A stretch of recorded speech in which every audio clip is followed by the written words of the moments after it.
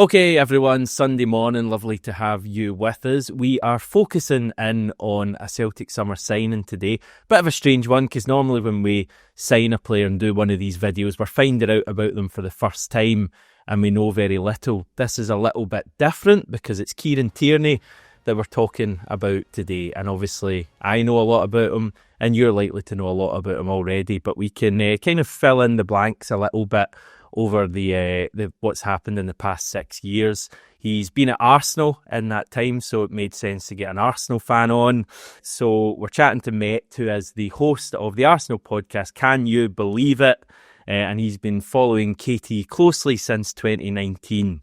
Lovely to have you with us, Met. Thanks for giving up a bit of your weekend. How are you?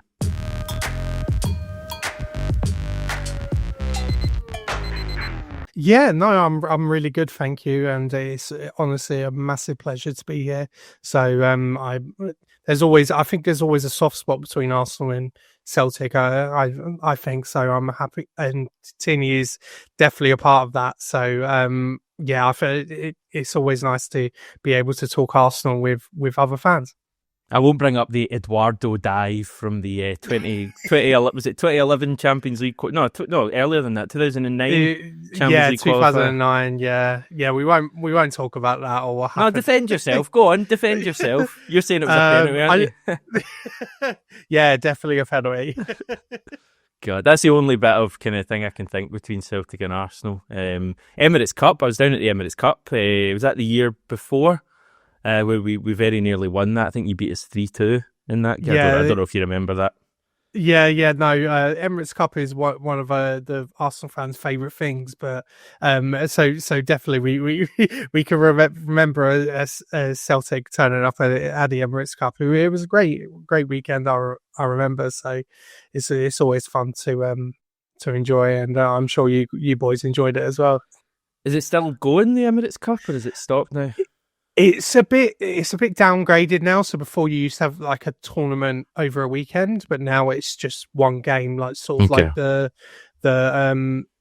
Barcelona one that they do for the trophy sort of thing in pre-season. It's similar to that. Okay, fair enough. Let's chat a bit about Kieran Tierney then. Take us back to 2019 when he was signed. What were your thoughts at that stage? I was so excited when KT was linked with us. It was a long summer. It was a long saga, and I remember it being it was obviously a very late one because he joined on deadline day, and it was one that went on for a long summer. But Arsenal fans were really excited. This was an Arsenal team that was going under new management with Unai Emery, and with Arsene Wenger just departed.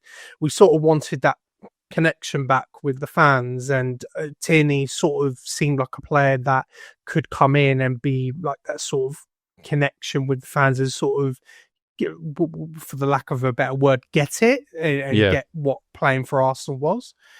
And when he joined, we were so excited, but we had to wait a bit for him. So he came in injured, and we had to wait a couple of months before we could actually see him on the field, but which I think added to the excitement, because he was at that time Arsenal weren't really a good side, but the things people were excited about were our fullbacks, both Tierney and Bellerin. So both of them were like really good fullbacks in our eyes, and we really got excited about them two, and hopefully pushing us up to another level. Yeah, I remember watching Arsenal a bit when Tierney first signed, and I mean, as you say, you were in a rebuilding phase at that stage, and it seemed like he, probably along with maybe Saka, a couple of other guys, was a bit of a bright spark. But you're right, I think fans do take to him, and people probably remember the infamous, was it a Tesco bag carrying the stuff Tesco into bag. a game? Yeah, the Tesco bag is, very famous in terms of the Kieran Tierney lore. Like, I think it's definitely something that warmed him to the Arsenal fans. That, and it was probably completely normal for people in Scotland, but just his absolute insistence of wearing short sleeves in no matter what the weather. So Do you know he gets that from Scott Brown? I'm pretty sure who was the same. Obviously, our former captain who he kind of worked under, and Scott Brown was the exact same. He'd be the middle of winter, minus whatever, and he'd just have a short sleeve training shirt on, warming up for the game. Yeah. It was. I remember Arsenal fans talking about it so much, and it was just like if Kieran Tierney never wore long sleeves, and it was just like, oh look, it's minus 20 outside, and Kieran Tierney's just in a short sleeve with shorts. It was an incredible look. So we have to, I think, just touch on the obvious thing here in injuries that kind of were a bit of a theme of his time at Arsenal. So as you say, it took him a little while after he signed to make his debut. He then his first major injury, and I remember this, I think it was a Monday night game, because I think I was on the way to Romania. We were playing a Europa League game, and I was just starting travelling. I remember watching the West Ham game, and I was reading up on this, and he apparently dislocated his shoulder 3 times before being subbed in that game. I've got all his other kind of injuries here, and they're kind of covering everything. There's his knee injury, ankle injury, hamstring injury, abductor, groin. It's kind of everything under the sun, and some pretty lengthy ones. That's an obvious thing to talk about from his time at Arsenal, isn't it? Yeah. His injury record, which we knew about from Celtic, which was a bit of an issue. We knew what we were getting into, but it never improved at Arsenal. So that West Ham game, that was a real shame, because I think it was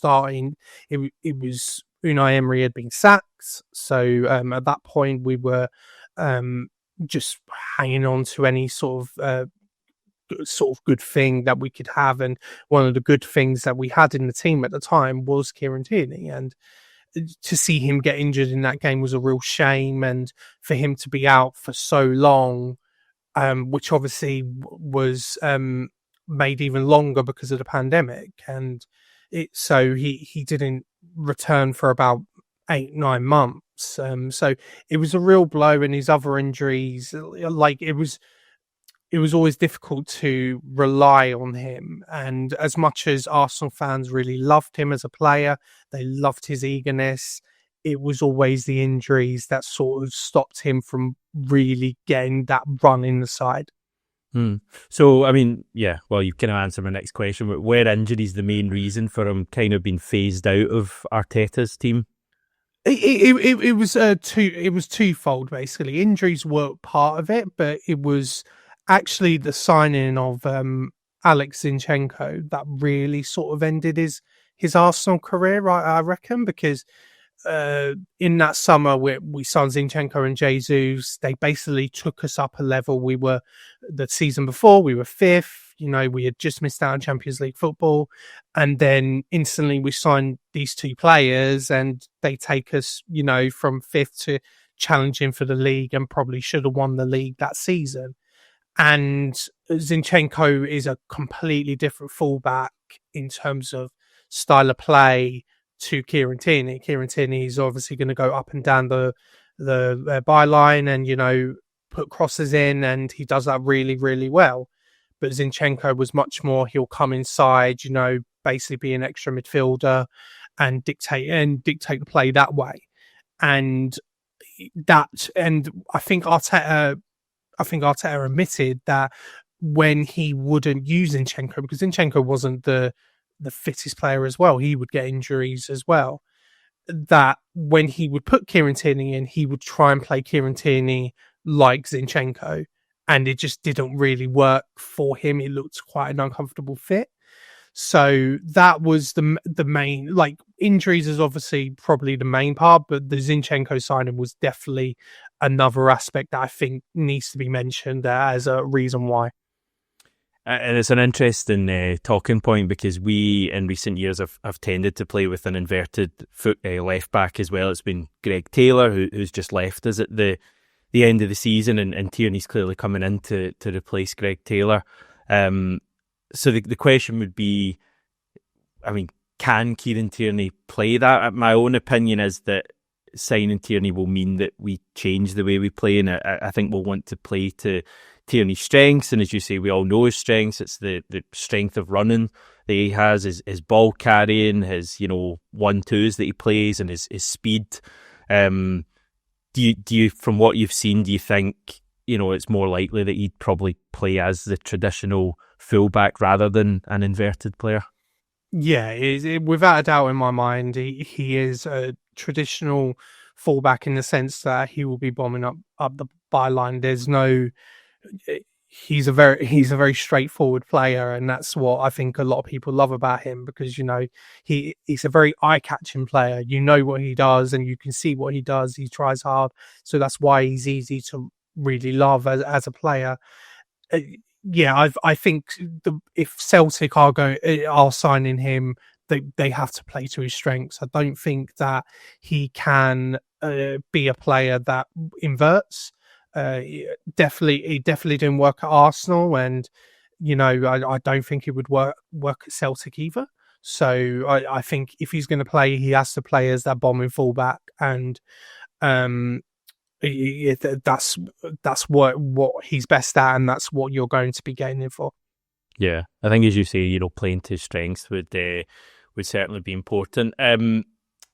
Still seems to have been really liked at Arsenal by the fans, by his teammates as well.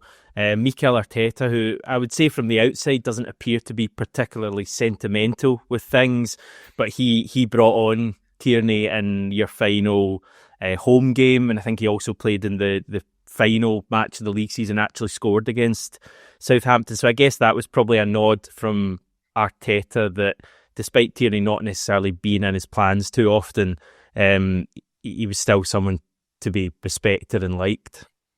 Yeah, I think with Arteta, he's very unsentimental. Like, it's more win first. The sentiment comes out of it. With Tierney, it shows how highly regarded he was in the club, that he was given those appearances, and he was given a start on the final day. And it also shows that Arsenal were fighting for nothing at that point, but also it shows that he was that professional that was liked well within the club, and he really was well liked within the club, from what I understand. And from it was a really good story that he got that goal on the final day, because I think a lot of Arsenal fans really wanted him to sign off with a goal. And I don't know if a lot of Celtic fans have seen the sort of fan footage from when he scores the goal and him running back from the centre circle, and it's just Arsenal fans serenading him with the Kieran Tierney song, and him basically acknowledging him with really classic Kieran Tierney fist bump sort of thing. And it's just like a really really lovely moment. And I think his bond with the Arsenal fans, I talked about earlier, he seemed like someone that could get it when he joined. And he did get it. He knew that Arsenal were a big club that was struggling, and he sort of treated Arsenal as a really big club. And you can sense that he put forward the big games as incredibly important. So the North London derbies that he played, he would always 100% give the commitment. I mean, there's the video of Arsenal playing Tottenham in the North London derby in the lockdown, and the cam of him basically hearing his voice like the entire time.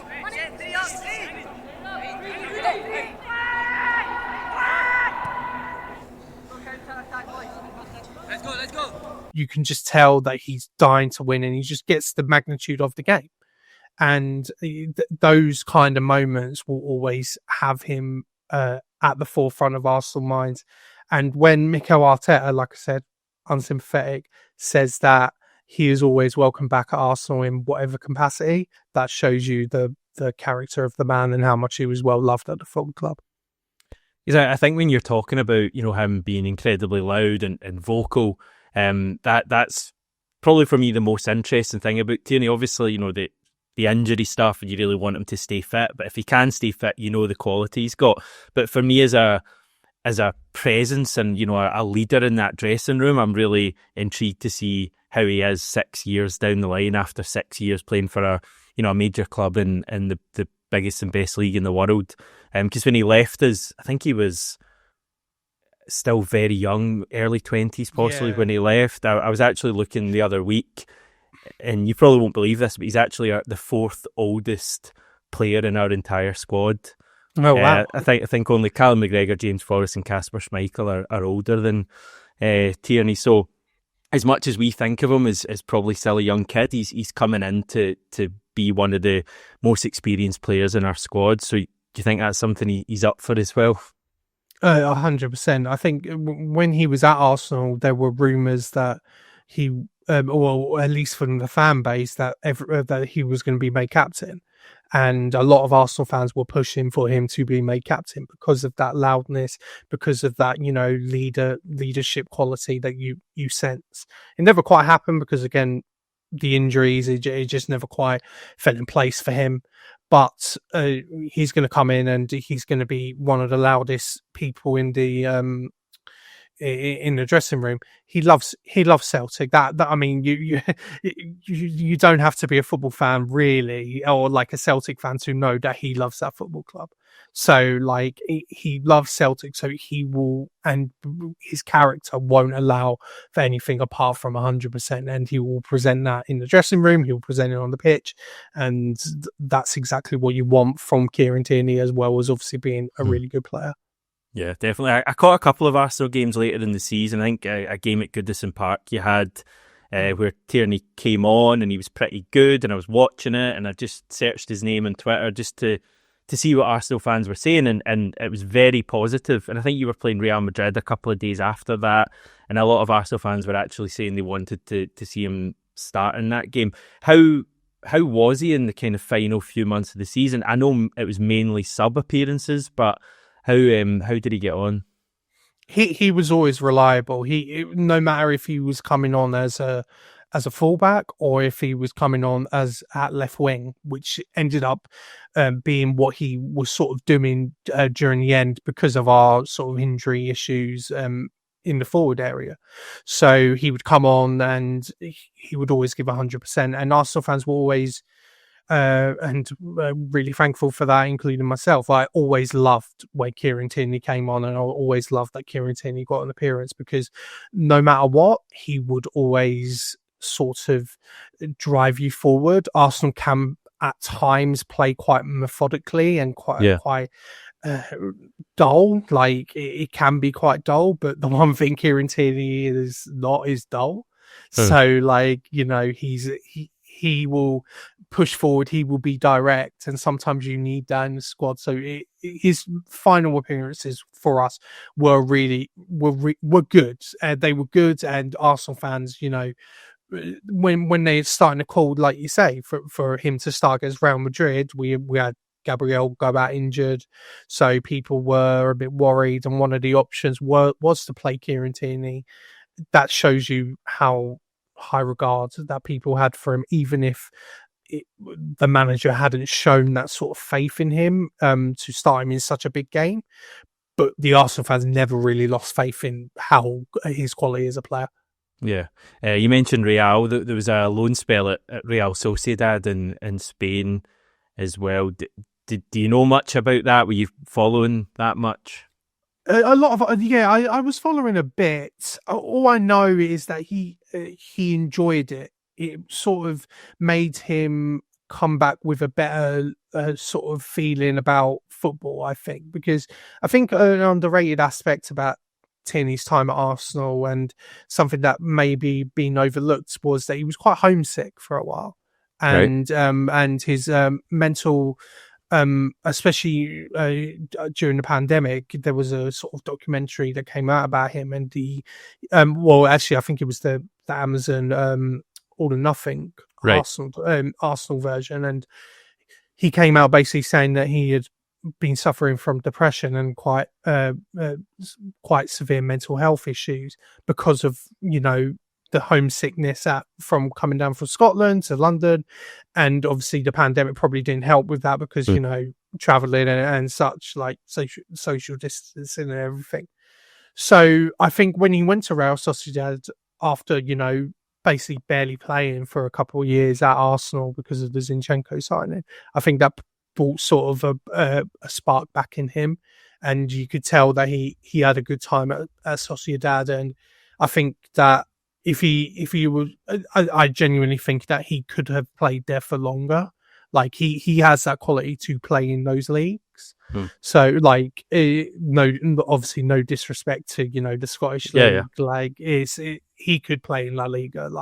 And I think the Sociedad fans warmed to him, and it's a very unique area in Spain. So I think he enjoyed his time and he performed well. Again, injuries are always the issue with Tierney, but I'm glad that he had that loan spell. I'm glad he enjoyed it and the fans loved him. Yeah. Tough question, but how do you think the Kieran Tierney Celtic are getting now is different to the one that left us 6 years ago? I think it's just a Tierney that's going to be a bit more he's been scarred a bit in terms of injuries. And I think that's quite a difficult thing with a player that you think he's going to come back and he's going to be this player that, you loved, and he left for a big club in the Premier League for 25 million. He's not going to quite be that sort of same player because he's had, he's 28 now. He's had a few more injuries under his belt, so he's not going to quite be that same player. But I don't think he will ever show that. Like, he'll always give 100% to the cause, and I think maybe his first season back at Celtic will probably be, him adjusting back to life there, but also probably being a starter. But it wouldn't surprise me if the sort of injuries came back, and then that's where maybe some sort of game time is split. I don't think the quality is ever an issue for me. He's a quality player, but it's always about how durable he will be during the season. I think we're all very clear that his game time has to be managed. The issue for us at the moment is we don't actually have another left back at the club. So we could probably do with signing one to go alongside him and manage his game time. Yeah. You guys are in the Champions League phase. We've got a round of qualifying to come through. You know what I'm going to say? Do you think it's going to happen? I mean, I hope I hope so. Like, I really do. Like, it would be good. I mean, I guess I'll reverse the question. Do you think it will happen? Well, I think we're going to get an English team, because I'm looking here and there's 6 English teams, which is a bit ridiculous, I must say. But you get Spurs, Liverpool, Arsenal, Man City, Chelsea and Newcastle are all qualified. As I say, we've got one round of qualifying to come through, but we are seeded for it. So I think most of us expect us to be there. So I think if you get there, 8 games? I think there's a fair chance at least one of them's English opposition, which would be fun. I really do. I think every year that we get drawn in the Champions League, I always sort of look for and hope for a Celtic sort of, back in the group stages or like one of the fixtures in the league phase now. It would be fun. It would be really nice for Tierney to return to the Emirates. He got a really great reception, like I mentioned, from the fans at Southampton on his final appearance, but also his final home appearance as well. He got a really great reception. He would get an amazing reception if it was back at the Emirates. I personally, me being a bit selfish, just to ask for something different. I'd love for it to be in Scotland and have that fixture there, because it's always sort of Arsenal is like, our atmosphere has improved, but it's never the same as Celtic Park, or it's never the same. So to have that game there, it would probably be one of the best league phase games that you probably have. Yeah. Well, possibly, as I say, I think there's a fair chance if we get there. And I know people will be shouting at me, Hamish, we need to qualify first, stop talking about it. But if we get there, I think there's a fair chance we get an English team, and why wouldn't we make it Arsenal? And if it is, we'll get you on at that stage, mate. But who knows? Bridges need to be crossed before then. Really appreciate you coming on. It's been great to hear from you, and we'll maybe catch you at some stage in the future.